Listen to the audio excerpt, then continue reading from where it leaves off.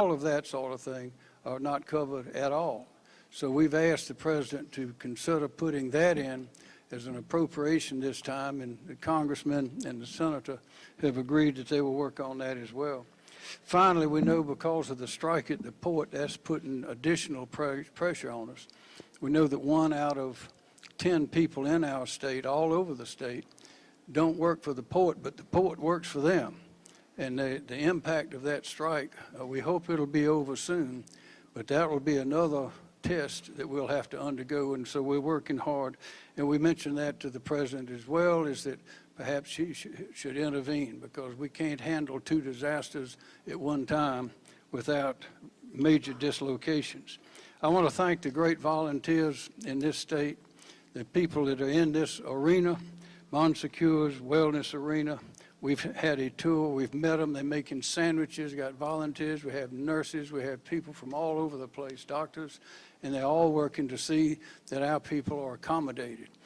These natural disasters are going to happen. We were prepared, we had everyone on the field, we always prepare for the worst and hope for the best. Sometimes we prepare for the worst and the best arrives. The hurricanes, the bad weather goes in another direction. This time it came right on. It was going in another direction and then came towards us. But this state is strong. We are resilient. We have, everyone is on the field.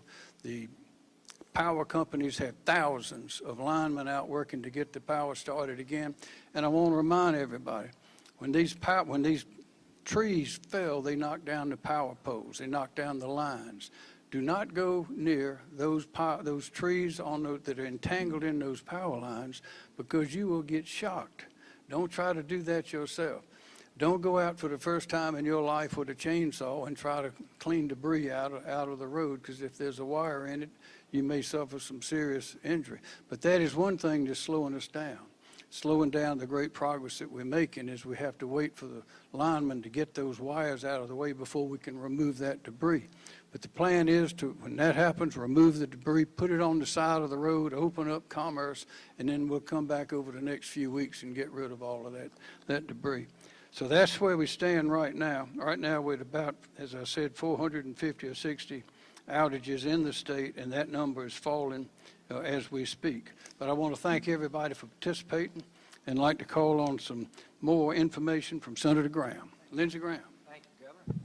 Yeah, whatever problems we have, me with a chainsaw is not the solution. I promise you that. So I've learned a lot today. I've spent most of the day with the governor. I started in Pickens at the electric co-op, Blue Ridge. The biggest storm they've ever had in terms of knocking poles down was 300. They're pushing 700, and they're not even done yet. This is Hurricane Hugo for the upstate. Anybody old enough to remember Hurricane Hugo and what it looked like? There are parts of the upstate that have just been flattened. I've never quite seen anything like it. Mother Nature packed a real punch here. I've spent most of the day with the governor, and I am very impressed with him and his team. This is a team sport. To our law enforcement folks behind me, your deputies have been without power too. They probably had problems at their house, but they're out there protecting our house. It's a good time to remind people, if you come to South Carolina, we do believe in the Second Amendment. So if you come here and take something, you may run into some resistance. You will. So I just want to thank so many people. There's almost 50 people right here. This is a small hospital. Why are they here? We just run out of space. Now they're wanting to bring people from Asheville down because they're out. So everybody's pitching in. This is an incredible experience for me. So to President Biden, thank you for coming. Thank you for paying attention to our needs. I think we've had good working relationship between the federal government. We talked about the supplemental. We're talking hundreds of billions of dollars to make this part of the country whole. I mean, there are people who have lost everything. And we got a lot of backfilling to do, and I promised that I would work with President Biden as soon as we can, and I think we should go back in session, quite frankly. I think we need to get back in Washington and deal with this crisis in a responsible way. But we're looking at well north of $100 billion, a lot more than that when it's all said and done. As to the port, the governor stressed to President Biden that 1 in 10 jobs depend on the port. critical infrastructure under federal law includes ports. Now, why do we do that? Why do we want to harden our ports from attack by foreign entities, terrorists, or crooks? Because if a port goes down, we go down. So I find it odd that under federal law, ports are considered critical infrastructure, and we're having our port shut down in the middle of just a catastrophe in this part of South Carolina and North Carolina. I'm all for people being treated fairly, but I've urged President Biden not to let this go on much longer. What have I learned from my doctors today? That the hospitals are going to run out of supplies, and a lot of it comes from the port. What did I learn from the port today? $200 million of economic activity per day at that port. 7,000 trucks in or out, picking up and delivering goods, and it's completely shut down. This hurricane was Mother Nature. The port problem is man-made. So I'm urging President Biden, do not let this linger. Because if you have this port and other ports on these coasts shut down at the critical time, it will be a calamity. I did mention we have some volunteers from out of state. There's a group from Louisiana downstairs right now that answered the call. And we've received telephone calls promising help from Governor Landry, from Brian Kemp in Georgia. Of course, Roy Cooper is here today, and others as well. I also got a call from President Trump promising whatever he can do. So a lot of people around the country are watching, paying attention. And it gives me great comfort to know that they're interested in our welfare. And in the past, we've sent teams to the other states, and now they're sending those that are not struck by the same calamity are sending to us. So it's very comforting. Congressman Timmons. Good afternoon. First, I just want to say how thankful we are to have Governor McMaster at the helm. It wasn't long ago we were dealing with COVID, and he got us through that. And now we have a hurricane, and he's going to get us through this. And his team in Columbia at the EMD has done an absolutely incredible job really keeping us safe. The first few days were very challenging. Duke Power had to get emergency power to our hospitals and then to our gas terminals and then to our gas stations. And once we got that done, I mean, we're basically living in the 1930s. You can go to the grocery store, you can get food. You're not going to have electricity for a while. I don't think I'm going to have electricity until next week. I know Duke Power's saying Friday, but I'm prepared for next week. And I'm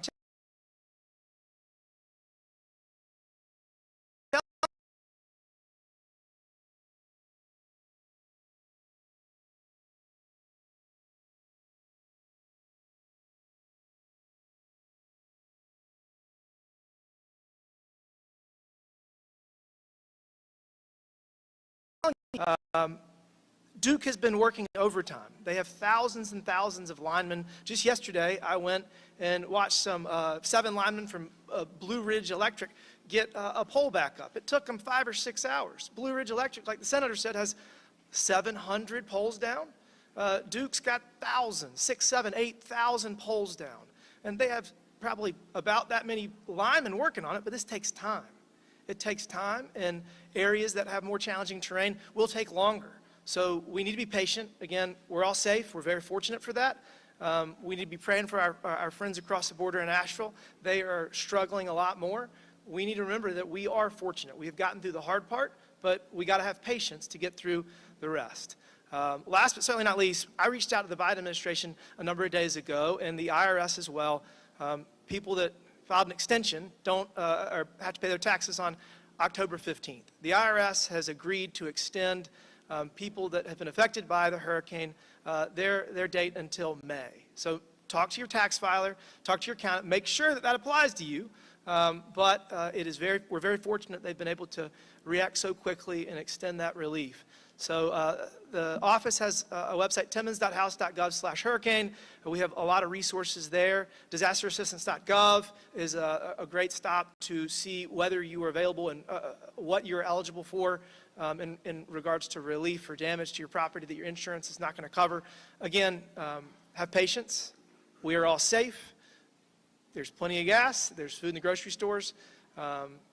Neighbors need to help neighbors. If you don't have power and your neighbor does, maybe see if you can wash your clothes. You know, you got friends, you got family, rely on them. Duke says Friday for the vast majority of people, but it could very well be early next week for some. So again, I want to thank the governor and his team for the leadership they have shown here in South Carolina. And again, we are very fortunate, and we need to pray for our friends in North Carolina. Thank you. Thank you. Thank you, Colin. Secretary of State, Mark Hamilton. Thank you, Governor. Thank you for your leadership. Senator Graham, thank you, and law enforcement. What a wonderful job. I know you're working hard. Thank you for all that you do. And also, I'd like to thank our nonprofit community. As Secretary of State, I oversee the nonprofit community here in the state of South Carolina. And we have a wonderful nonprofit community, one that wants to serve this state and help others. You know, we are a small state, but we have a big heart. So I want your donation to go to those in need. I want the most of your money to go to those in need. So I want you to be vigilant. I want you to research these organizations. I want you to make sure that they are registered in the Secretary of State's office. I want you to make sure that they are not pressuring you, that a reputable organization will not use pressure tactics to get you to contribute. Also, do not give these organizations your Social Security number. If you do pay online, use a credit card. Beware of identity theft. And also, if you are uncomfortable about a solicitation, you can contact the South Carolina Secretary of State's office at sos.sc.gov. You can file a confidential complaint, and we will look at that complaint, we will investigate that, and if need be, we will put that organization on notice. Also, if you receive a solicitation,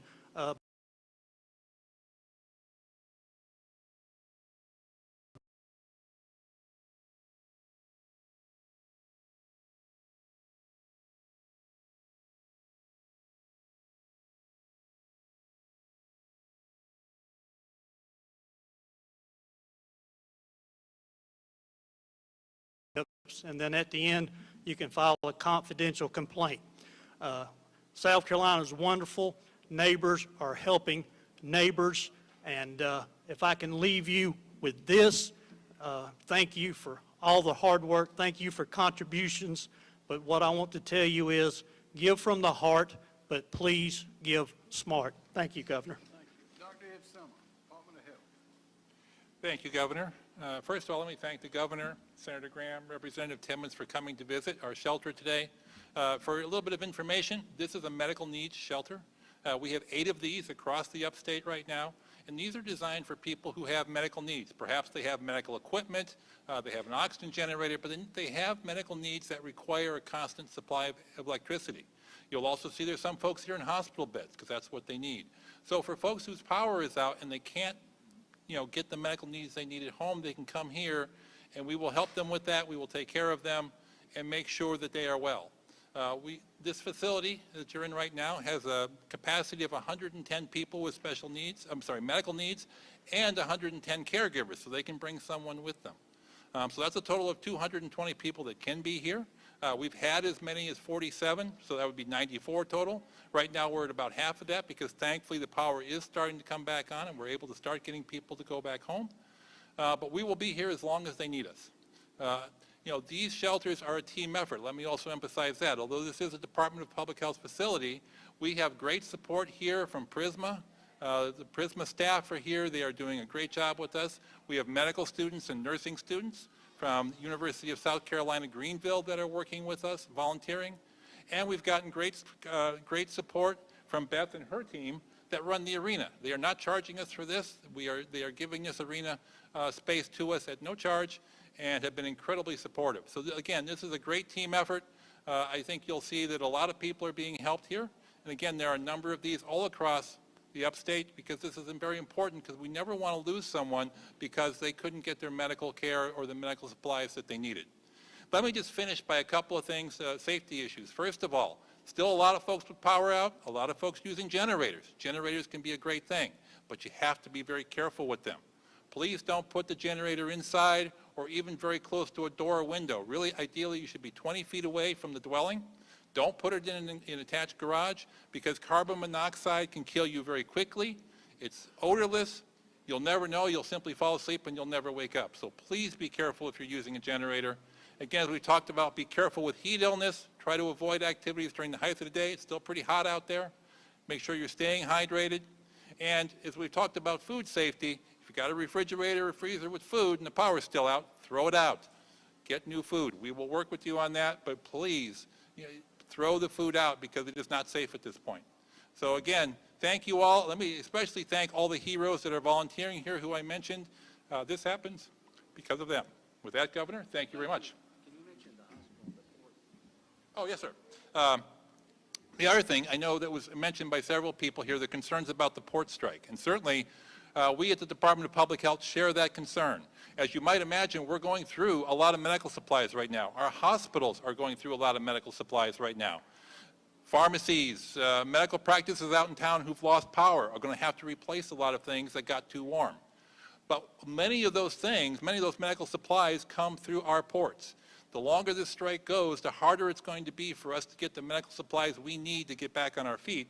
So certainly the sooner that strike ends, the better it'll be for the health of the people of South Carolina. Yes, sir. And finally, Mayor Knox White. Okay. A lot of very important messages today to convey. We very much appreciate that.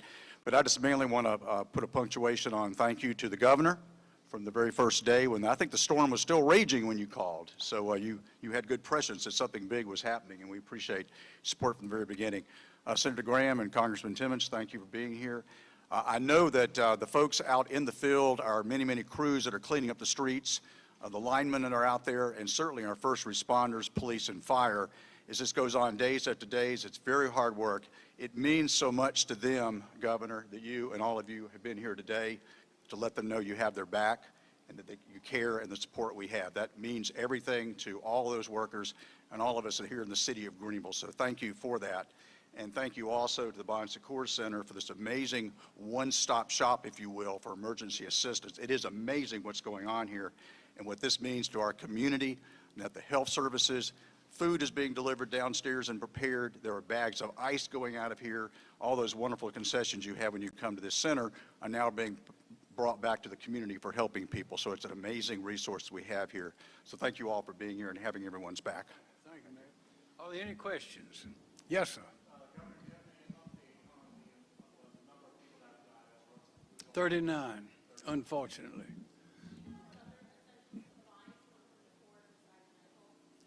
All kind of things come through the port. It's been estimated that 1 out of 10 people in our state are affected directly by the functioning of the port. And as Senator Graham mentioned, it's estimated that this strike will cost us about $200 million a day. But any business that depends on things being shipped in to the port, and that's a lot of things, as well as those being shipped out, will be affected.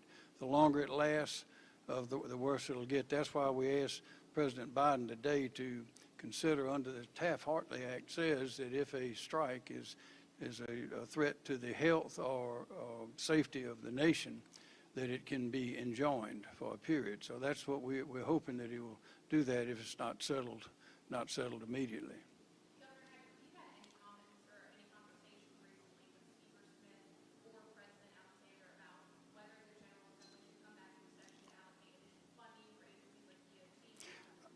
I know there have been discussions. I have not had them myself, but my staff has. We've been in constant touch with them and others. We'll see how the storm goes. We hope that everything is back where it was quickly, but that's a decision that will be made at the right time.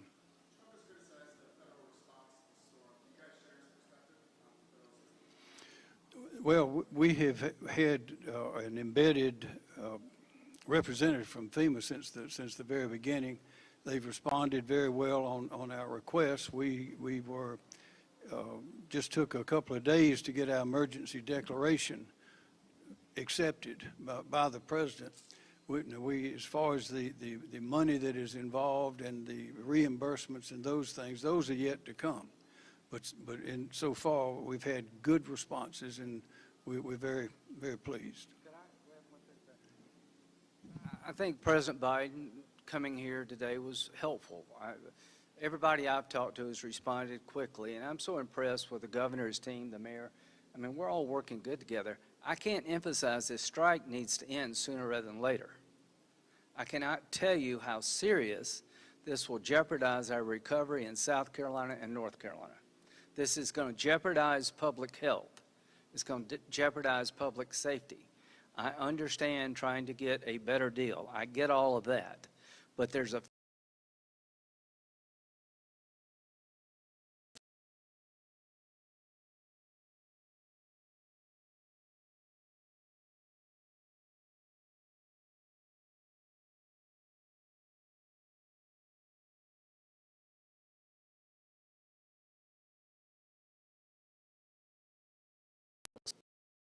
There are a lot of medicines that have been lost because they can't be refrigerated. The supplies will dwindle over time, and this port is an essential outlet to the world for South Carolina. So, President Biden, thank you for what you've done. Thank you for your team. But I am urging you, I am telling you, I am begging you, end this strike sooner rather than later because you're adding misery to pain.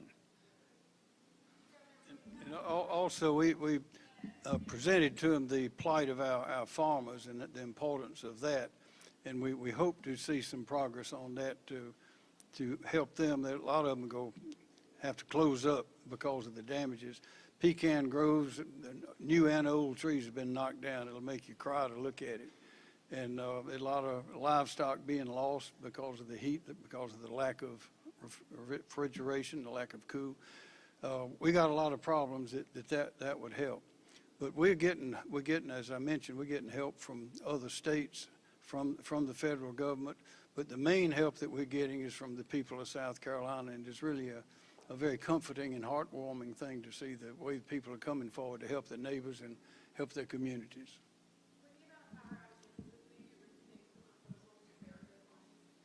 Oh, I think burying the lines is a great idea.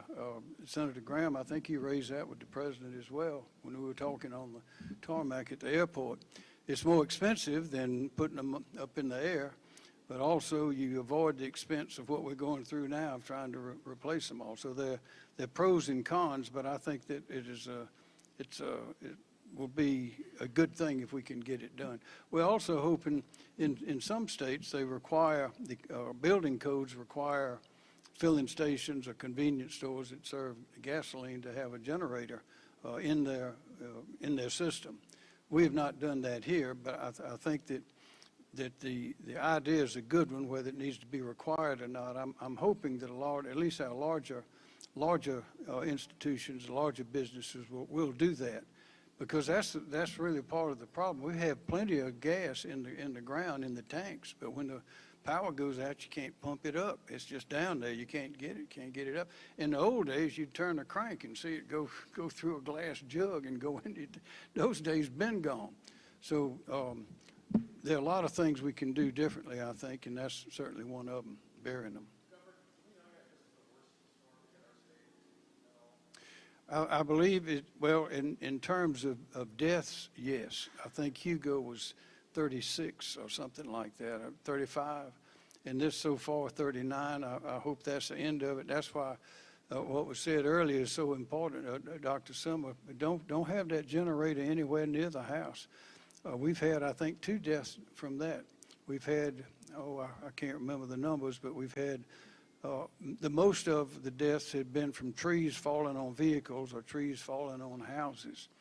And we've had some cars washed off, I think 2 cars washed off the road by the water.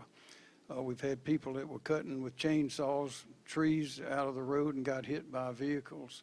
We've had people swerving on the road to avoid a tree or a limb and running into another vehicle. And some candles that were unattended that caught things on fire. There are all kind of ways that these accidents can happen and end up in death. So we've had enough tragedy. We don't need any more deaths. So we would ask people to be very, very careful. This is a good time to be very, very careful doing normal things that you wouldn't even think about otherwise. Yes, sir.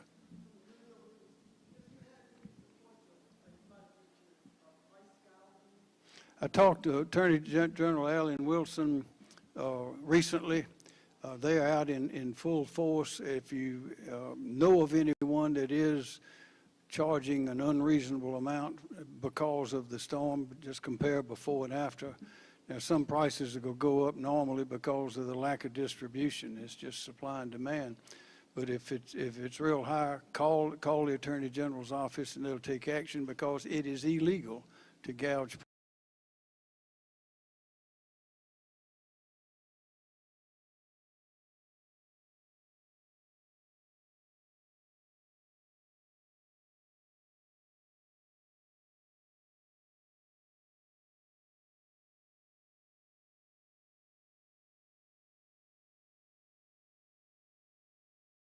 Program, which we've been approved for in, I think, 13 counties, and we have 7 more that we hope will be approved quickly, that they will be able to receive funds to do that work. It might be 75% of the cost, with 25% left to be negotiated, but that's precisely what FEMA is for. There are two types of, the main 2 types of things are personal assistance at your house, damages to you or yours, and the other type is the public assistance for things like that, municipalities, highways, roads, those kind of things. And we've been approved again right off the bat for 13 of our counties, all along this sort from here on down. And we hope to have 7 more. We just need those counties to get the information to the Emergency Management Division. That's the state, and they will send that on up to D.C. And we've been, Administrator Deanne Criswell said again today with the president that it'd be approved immediately. So we just need to get all that information from the counties up there.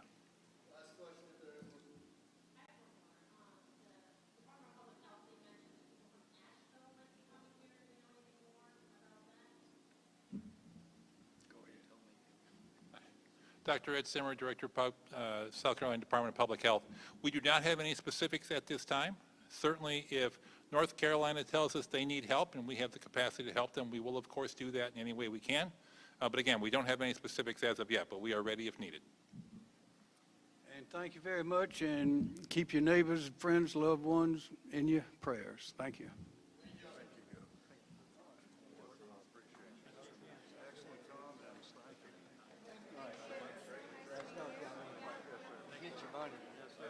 Did you say something about the board?